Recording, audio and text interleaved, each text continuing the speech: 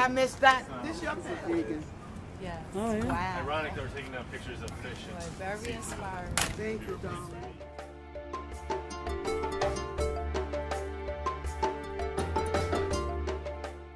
My name is Culp, and I'm a recent graduate of Columbia University's GSAT as of May, and I did my undergraduate education at Howard University and graduated in 2011.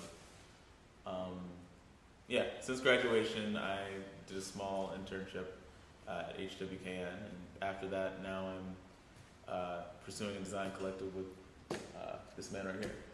So, this man right here is Spence. I'm here from Long Island, New York, and I also went to Howard University undergrad and to Columbia University for grad school. And since graduation, I've really been intensely looking at just sort of the idea of what our design collective is going to be, and we call our collective BAK. It's myself, Jared, and one of our other colleagues who went to Howard and Harvard, and we've been looking at a lot of research, thinking about how African heritage influences design. So we sort of problematize sort of issues of the present that look also at the traditions of the past to now design a future sort of African model for the way that we look at the world. And this project is a culmination of a lot of these ideas that we've been practicing on in a physical space. So this restaurant, it's our first commission here in Harlem, and we're proud Harlem residents and customers of Miss Beaner. And Seasoned Vegan is something that we believe in. It's a brand that the community already has sort of embraced, and there's a lot of energy, and we're just so excited to just be part of it, to really design the experience that's going to keep people coming and keep the customers, alive, and keep the vision of Miss Beaner in this project. So we're really super excited about it.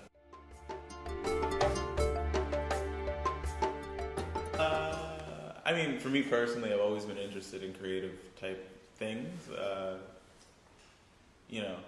Whether it was poetry or songwriting, I spent like a lot of my childhood writing songs and poetry. And I guess from that was sort of my first groundwork of design, figuring out how to lay out a song. And when it came time to go to college, I wanted to be an art major. And that was my one thing. I wanted to either do journalism or be an art major. And that's the only thing. My parents were like, well, why don't you look at architecture? That might be a little more constructive. You might be able to get a little bit more done. So I did a whole summer semester at Carnegie Mellon where I was like exposed to like staying up really late, working on projects overnight, long hours, and like I was tired, but I wasn't exhausted, and I really enjoyed the amount of time that I was putting into designing and creating and like the product and the way people like respond to design. So that's pretty much why I got into it. Architecture. So this is a funny answer, but I think the reason why I got into architecture is because E is equal to MC squared, which to me means that between silence and light are the modulation of space and time. And I found in particular that architecture is a true Renaissance profession in that you have to fuse a lot of different talents. It's art, it's mathematics, it's sciences, it's research, it's history, and you sort of bring all these tools that you have at your disposal into sort of the built world around you. And so it's the only place where you see that something that came from your mind, a small idea, can be physically built, and people experience the spaces that you thought of. And it's like, how is it possible? How's this person going to feel when I draw this one line? How's this person going to feel like this thing that I built in three-dimensional space on my computer, when they enter the space, they're going to feel this way? Are they going to think what I was thinking when I built this? If they come 50 years from now, is it still going to be that same feeling that I felt, 50 years before? And that's just something that like really has this permanency that's going to outlive me. It's a creative legacy in a built form, and that to me is just the beauty of architecture, and that's why I got into it.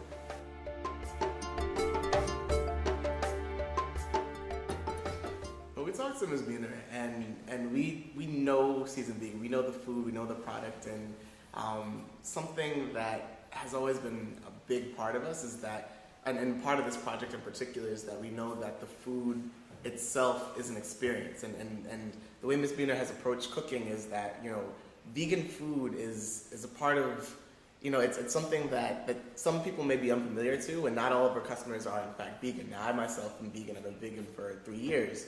But when they try her food, when they first taste it, they're just like, oh man, it's fried chicken. But it's just like, oh, but it's not fried chicken. It's something else. And the experiments that she tries week after week, and each and every day with new excitement and new energy and new love, we want to bring that same energy into the project. And this experimental nature, and like we want to bring as experimental architects. We create and design spaces, and we've been doing that for as long as we've been researching. We want to do that with the project in the same way. We know that there's a need for a new mother of Harlem, and it says since Sylvia's passed away, we're looking for who's going to be the mother of soul food, and we're saying that soul food can be something that's healthy.